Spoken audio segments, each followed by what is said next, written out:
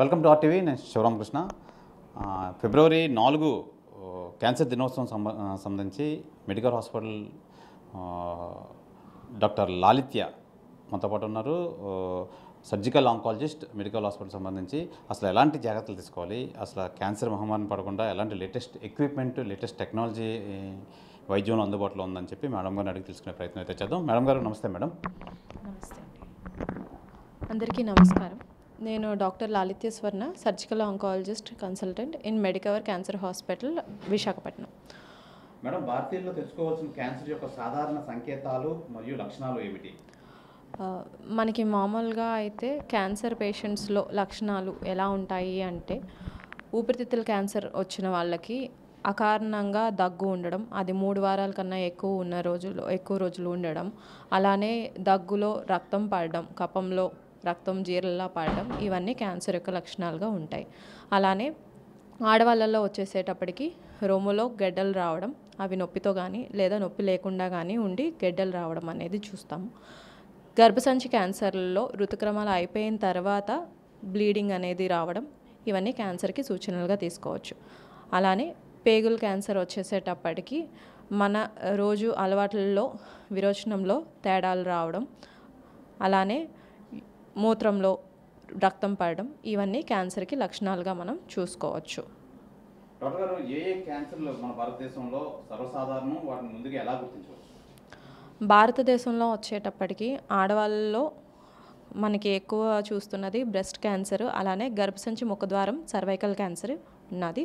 అలానే మగవాళ్ళలో వచ్చేసేటప్పటికి నోటి క్యాన్సర్లు, రకరకాల పొగాకు వాడకాల వల్ల వచ్చే నోటి క్యాన్సర్లు, అలానే ఊపిరితిత్తుల క్యాన్సర్లు, పేగు క్యాన్సర్లు అనేవి మనకి భారతదేశంలో ఎక్కువగా ఉన్న క్యాన్సర్లుగా చూస్తున్నాం.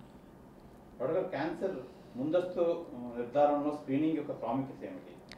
స్క్రీనింగ్ టెస్టులు చేయించుకోవడం వల్ల ప్రతి పేషెంట్కి క్యాన్సర్కి ముందు దశలో, అంటే ప్రీ మ్యాలిగ్నెంట్ కండిషన్స్ అంటాం, వాటిని మనం కనుగొనవచ్చు. అలానే క్యాన్సర్ కనుగొన్న వాళ్ళకి కూడా రెగ్యులర్ స్క్రీనింగ్ మెథడ్స్ యూస్ చేస్తూ ఉంటే మనం మొదటి స్టేజ్లో క్యాన్సర్ని కనుక్కోవడం అనేది జరుగుతుంది. దాని ద్వారా పేషెంట్కి ఎంత మనకి బెనిఫిట్ ఉండే ట్రీట్మెంట్స్ అయితే మనకు అందుబాటులో ఉన్నాయి, అవన్నీ మనం చక్కగా అందించగలుగుతాము. పేషెంట్కి క్యూర్ అనే ఇంటెన్షన్తో మనం ట్రీట్మెంట్ అనేది ఇవ్వగలుగుతాం. క్యాన్సర్ నివారణలో ఆహారం ఎలాంటి పాత్ర పోషిస్తుంది? క్యాన్సర్ అనేది నివారించడంలో ఆహారం అనేది చాలా ముఖ్యమైన పాత్ర వహిస్తుంది. మన వరకు వచ్చేసేటప్పటికి సమతుల్యమైన ఆహారం తీసుకోవడం, అంటే కూరగాయలు, పళ్ళు సమతుల్యంగా తీసుకోవాలి. ప్రాసెస్డ్ ఫుడ్స్ అంటే మనకి ఇప్పుడు బయట ప్యాకింగ్స్లో దొరికే అన్ని రకాల ఫుడ్స్ అనేవి మనం ఎంత అవాయిడ్ చేసుకుంటే అంత మంచిది. ఫ్రెష్గా మనకి పండించుకున్న కూరగాయలు, ఆకుకూరలు తీసుకుంటే వచ్చే యాంటీ ఆక్సిడెంట్స్ అనేవి మనకి క్యాన్సర్ మీద జయించడానికి చాలా వరకు బాగా పనిచేస్తాయి. క్యాన్సర్ని రాకుండా నివారించడానికి ఆ యాంటీ ఆక్సిడెంట్స్ చాలా తోడ్పడుతూ ఉంటాయి. అలానే మన దేశంలో ఎంతగానో వాడే పసుపు, అల్లము, ఇవన్నీ natural anti inflammatory and anti cancer ప్రాపర్టీస్తో ఉండి యాంటీ ఆక్సిడెంట్స్ని కూడా మనకి బాడీకి బాగా అందిస్తూ ఉంటాయి. సో మనకి ఆహారం అనేది క్యాన్సర్ని నివారించడంలో ప్రాధాన్యత చాలా ఎక్కువగా ఉంటుంది. భారతదేశంలో అందుబాటులో ఉన్న క్యాన్సర్స్కు సాధారణ చికిత్స ఎంపికలు ఏమిటండి? సాధారణ చికిత్సలో వచ్చేసేటప్పటికి క్యాన్సర్లో 3 రకాల ట్రీట్మెంట్స్ మెయిన్గా మనకి ఇప్పుడు ఉన్నాయి. ఒకటి శస్త్రచికిత్స, ఏ క్యాన్సర్ వచ్చిందో దాని ప్రకారం సర్జరీలు అందించడము, కీమోథెరపీ, రేడియేషన్ థెరపీ. అలానే కీమోథెరపీలో సాధారణ కీమో డ్రగ్స్ అనేవి ఒక రకం అయితే, టార్గెటెడ్ థెరపీ అండ్ ఇమ్యూనోథెరపీ అనేవి ఈ రోజుల్లో బాగా ఉన్న అడ్వాన్స్డ్ ట్రీట్మెంట్స్. క్యాన్సర్ చికిత్సలో ఆయుర్వేదం మరియు సాంప్రదాయ వైద్యం పాత్ర ఏమిటి? క్యాన్సర్ చికిత్సలో ఆయుర్వేదము, సాంప్రదాయ వైద్యాలు అనేవి క్యాన్సర్ చికిత్సకి మనం ఇచ్చే ట్రీట్మెంట్కి ఒక చిన్న సహాయకరంగా ఉంటాయి, కానీ అవి క్యాన్సర్ మనం ఇచ్చే ట్రీట్మెంట్ ప్రత్యామ్నాయం మాత్రం కాదు. వాటి వల్ల కొన్ని సైడ్ ఎఫెక్ట్స్ ఆఫ్ కీమోథెరపీ అలాంటివి కొన్ని తగ్గే అవకాశం మాత్రమే మనం గమనించగలుగుతాం. క్యాన్సర్ చికిత్సలో రోగులకు ఎలా అందుబాటులో ఉన్నాయి ప్రస్తుత రోజుల్లో? మన దేశంలో వచ్చేసేటప్పటికి అన్ని రకాల క్యాన్సర్ ట్రీట్మెంట్స్ అడ్వాన్స్డ్ వరకు కూడా అవైలబిలిటీ ఉన్నాయి. శస్త్రచికిత్సల్లో open surgery, laparoscopic surgery, robotic surgeries అన్నీ కూడా మనం అందుబాటులోకి తీసుకొచ్చాము.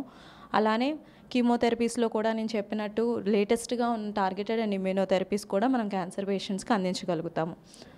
రేడియేషన్లో కూడా అడ్వాన్స్డ్ మెషిన్స్ అనేవి ఎప్పటికప్పుడు వస్తున్నాయి. మన దగ్గర ఉన్న లేటెస్ట్ అడ్వాన్స్డ్ మెషిన్స్తో మనం రేడియేషన్ అనేది తక్కువ సైడ్ ఎఫెక్ట్స్తో క్యాన్సర్ పేషెంట్స్కి అందించడం జరుగుతున్నది. అలానే చాలా వరకు క్యాన్సర్ ట్రీట్మెంట్స్ మన గవర్నమెంట్ సహాయంతో పేషెంట్స్కి ఆరోగ్యశ్రీ పథకాలతోని, అలానే ఒడిస్సా పేషెంట్స్కి కూడా బిఎస్కేవై పథకాలతోని, సెంట్రల్ గవర్నమెంట్ సిజిహెచ్ఎస్ పథకాలతోని మనం మెడికవర్ హాస్పిటల్లో అందించడం జరుగుతుంది. డాక్టర్ గారు, స్త్రీలలో ముఖ్యంగా ఎక్కువగా వచ్చే ఈ క్యాన్సర్ కోసం మాకు తెలియజేయండి. స్త్రీలలో ముఖ్యంగా మన దేశంలో వచ్చేవి అనుకుంటే గర్భసంచి ముఖద్వారం క్యాన్సర్ అనేది మునుపట్లో బాగా ఎక్కువగా ఉండేది. అది మెయిన్గా ఏంటంటే పూర్వం రోజుల్లో మనకి పరిసరాలు శుభ్రంగా లేకపోవడం వల్ల ఒకరి నుంచి ఒకరికి ట్రాన్స్మిట్ అయ్యే హెచ్పివి అనే ఇన్ఫెక్షన్ వల్ల వచ్చేది. కానీ ఈ రోజుల్లో పరిస్థితులు మారాయి. మన కల్చర్లో వచ్చిన చేంజెస్ వల్ల కావచ్చు, మనకి వచ్చిన అవగాహన వల్ల కొంచెం గర్భసంచి ముఖద్వారం క్యాన్సర్లు అయితే తగ్గాయి. బట్ ఈ రోజుల్లో పెరుగుతున్న క్యాన్సర్ వచ్చేసేటప్పటికి బ్రెస్ట్ క్యాన్సర్ మనం భారతదేశపు ఆడవాళ్ళలో కూడా ఎక్కువ చూస్తున్నాము. దీనికి ప్రధాన కారణాలు వచ్చేసేటప్పటికి ఊబకాయం, ఎక్కువ బరువు ఉండడం వల్ల కూడా బ్రెస్ట్ క్యాన్సర్ అనేది వస్తున్నది. అలానే కొంతమందిలో జెనెటిక్స్ మార్పులు రావడం వల్ల చాలా తక్కువ వయసులో 30ల్లో కూడా మనం ఇప్పుడు బ్రెస్ట్ క్యాన్సర్స్ అనేది చూస్తున్నాం. కాబట్టి క్యాన్సర్ అనేది వయసుకి తేడా లేకుండా చిన్నవాళ్ళలోని పెద్దవాళ్ళలోని ఎవరిలో అయినా సరే ఈ రోజుల్లో మనం ఎక్కువగా చూస్తున్నాం. బ్రెస్ట్ క్యాన్సర్ గురించి చాలా అవగాహన నేర్చుకోవడము, ఎప్పటికప్పుడు స్క్రీనింగ్ టెస్టులు చేయించుకోవడము అనేది చాలా ఇంపార్టెంట్. అలానే గర్భసంచి ముఖద్వారం క్యాన్సర్ని నివారించడానికి కూడా మనకి ఇప్పుడు హెచ్పివి వ్యాక్సిన్స్ అనేవి అందుబాటులో ఉన్నాయి. చిన్నపిల్లలు 9 ఏళ్ళు వయసు దాటిన వాళ్ళందరికీ మనం క్యాన్సర్కి నివారించడానికి ఈ హెచ్పివి వ్యాక్సిన్ అనేది 2 డోసులు ఇస్తే సరిపోతుంది. అది చేయడం ద్వారా మనకు 95% ఈ గర్భసంచి ముఖద్వారం క్యాన్సర్ అనేది రాకుండా నివారించవచ్చు. డాక్టర్ గారు, పూర్వం రోజుల్లో అసలు క్యాన్సర్ అనేది అసలు బయటపడేయడం అంటే చాలా కష్టంగా ఉండేది. అలాగే ఇప్పుడు లేటెస్ట్ టెక్నాలజీతో ఎక్కువ సంఖ్యలో బయటపడుతున్నాయి. ఏంటంటే దానికి పూర్వం రోజులు ప్రస్తుత రోజులకి ఏంటి తేడా ఏంటి అసలు? పూర్వంకి ఇప్పటికీ క్యాన్సర్ కేసులు పెరగడానికి కారణం అంటే వచ్చేసేటప్పటికి ఒకటి మనకి ఇన్ఫ్రాస్ట్రక్చర్ పెరిగింది, కొత్తగా మెషిన్స్ వచ్చాయి. ఇంతకుముందు లేని అల్ట్రాసౌండ్లు, సిటీ స్కాన్లు, ఎంఆర్ఐలు ఇవన్నీ మనకి ఏంటంటే క్యాన్సర్ని తొలి దశల్లోనే గుర్తించడానికి సహాయపడుతుంది. చేతికి తగలడానికి మినిమం క్యాన్సర్ గడ్డ ఒక 2 సెంటీమీటర్లు లేదా కనీసం ఒక నిమ్మకాయ సైజులోకి వస్తేనే కానీ మనకి అంత కరెక్ట్గా అది క్యాన్సర్ కాయా కాదా అని చెప్పే పరిస్థితి ఉండదు. కానీ ఈ రోజుల్లో ఉన్న మ్యామోగ్రఫీ, ఎంఆర్ఐ వీటి ద్వారా మనకి చేతికి తగలని క్యాన్సర్ కాయల్ని సిటీ స్కాన్లలో పొట్టలో ఉండే చిన్నమైన పేగుల్లో ఇబ్బందులు కానీ, లంగ్స్లో ఉండే చిన్న కాయలు కానీ, రెగ్యులర్ స్క్రీనింగ్, బాగా స్మోకింగ్ అలవాటు ఉన్న వాళ్ళకి సిటీ స్కాన్తో స్క్రీనింగ్ చేసుకోవడం వల్ల కూడా లంగ్ క్యాన్సర్ అనేది ఫస్ట్ స్టేజ్లో గుర్తించడం అనేది మనం చేయగలుగుతాం. సో ఇప్పుడున్న అడ్వాన్స్డ్ టెక్నాలజీ వల్ల మనం తొందరగా క్యాన్సర్ని తెలుసుకోగలుగుతాం. దానివల్ల కొంచెం కేసెస్ అనేవి పెరుగుతున్నాయి. ఇంకొకటి మన చుట్టూ ఉన్న వాతావరణం మార్పుల వల్ల మనకి క్యాన్సర్ రేట్ కూడా పెరుగుతున్నది. అది మన ఫుడ్లో మార్పులు కావచ్చు, మన జీవన శైలిలో మార్పులు కావచ్చు, అలానే చుట్టూ ఉండే వాటర్, ఎయిర్, సాయిల్ ఇవి అన్నిటిలో వచ్చిన మార్పుల వల్ల కూడా కావచ్చు.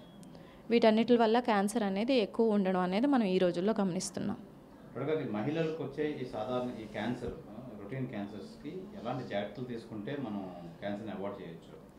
మహిళల్లో వచ్చే క్యాన్సర్స్లో వచ్చేసేటప్పటికి నేను చెప్పాను, రొమ్ము క్యాన్సర్స్, బ్రెస్ట్ క్యాన్సర్స్ అనేవి ఊబకాయం వల్ల వస్తున్నాయి. సో మహిళలు ఇంట్లో పనులు కాకుండా రెగ్యులర్ ఎక్సర్సైజెస్ అనేది తమ జీవన శైలిలో ఇంక్లూడ్ చేసుకుంటే ఊబకాయంని అవాయిడ్ చేసి మనం బ్రెస్ట్ క్యాన్సర్ బారిన పడకుండా మన నుంచి మనం కాపాడుకోవచ్చు.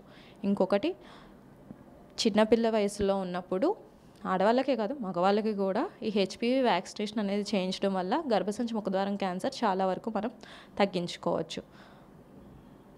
డాక్టర్ గారు, ప్రస్తుత రోజుల్లో ఎవరికి అంటే ఏ వయసు వారికి ఎక్కువ వచ్చే అవకాశం అయితే ఉంది, స్త్రీలు కానీ పురుషులు కానీ? ఈ రోజుల్లో క్యాన్సర్కి వయసుతో అసలు పని లేదండి. మనం చిన్న పిల్లల్లో బ్లడ్కి సంబంధించి లుకేమియాలు చూస్తాము, అలానే సాలిడ్ ఆర్గన్ మ్యాలిగ్నెన్సీస్ అంటాము. చిన్నపిల్లల్లో కిడ్నీ క్యాన్సర్లు కూడా వస్తూ ఉంటాయి. అది మనము సంవత్సరం లోపు పిల్లల్లో కూడా చూస్తూ ఉంటాం. క్యాన్సర్కి వయసుతో పని లేదు. మన నార్మల్ లైఫ్కి సెపరేట్గా తేడాగా ఏమి మన బాడీలో అనిపించినా కూడా మనము డాక్టర్ దగ్గరికి వెళ్ళి టెస్ట్ చేయించుకుంటే అది ఏ రకమైన క్యాన్సర్ అయినా అవ్వచ్చు, లేదా వేరే ఏ ప్రాబ్లం అయినా అవ్వచ్చు. కానీ దాన్ని మొదటి దశలో తెలుసుకుంటేనే మనం దానికి ట్రీట్మెంట్ అనేది పూర్తిగా అందించగలుగుతూ ఉంటాము. పెద్దవాళ్ళల్లో వయసు గలిచి వచ్చే క్యాన్సర్లు అనేటప్పటికీ ప్రోస్టేట్ క్యాన్సర్లు, కొంతమంది ఆడవాళ్ళలో బ్రెస్ట్ క్యాన్సర్లు 60-70 దాటిన తర్వాత చూస్తుంటాం. ప్రోస్టేట్ క్యాన్సర్లు 60-70 దాటిన మగవాళ్ళల్లో ఎక్కువ చూస్తూ ఉంటాం. మన మెడికవర్ ఆసుపత్రిలో ఎలాంటి ఎక్విప్మెంట్ టెక్నాలజీ మన మెడికవర్ హాస్పిటల్లో వచ్చేసేటప్పటికి పేషెంట్స్ క్యాన్సర్తో బాధపడుతున్న వాళ్ళకి అందించడానికి డయాగ్నోసిస్ సమయం నుంచి చూసుకుంటే అడ్వాన్స్డ్ 4D PET స్కాన్ అనేది ఉన్నది. నార్మల్గా ఉండే అన్ని బ్లడ్ టెస్ట్లు, సిటీ స్కాన్లు, అల్ట్రాసౌండ్తో పాటు ఈ 4D PET స్కాన్ ఉండడం వల్ల మనకి పేషెంట్కి క్యాన్సర్ అనేది ఏ స్టేజ్లో ఉంది, బాడీలో మిగతా అవయవాలకి స్ప్రెడ్ అయిందా లేదా, ఇవన్నీ మనం తెలుసుకోగలుగుతాము.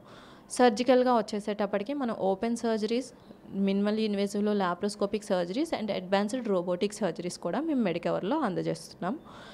రేడియేషన్లో వచ్చేసేటప్పటికి అడ్వాన్స్డ్ ఎలక్ట్రా మెషిన్తో మనం రేడియేషన్ అనేది ఇవ్వగలుగుతున్నాం. ఇంక్లూడింగ్ SBRT స్టీరియోటాక్టిక్ బాడీ రేడియోథెరపీస్ కూడా మనం పేషెంట్స్కి అందుబాటులో ఉంచాము. థ్యాంక్ యూ డాక్టర్ గారు. ఇది అసలు క్యాన్సర్ సంబంధించి ఎలాంటి లక్షణాలు ఉంటాయి, ఎలాంటి ఎక్విప్మెంట్, ఎలాంటి మెడికేషన్ ఉంటుందని చెప్పి మెడికవర్ హాస్పిటల్కి సంబంధించి సర్జికల్ ఆంకాలజిస్ట్ లాలిత స్వర్ణ మేడం మనకి కూలంకషంగా విశదీకరించారు.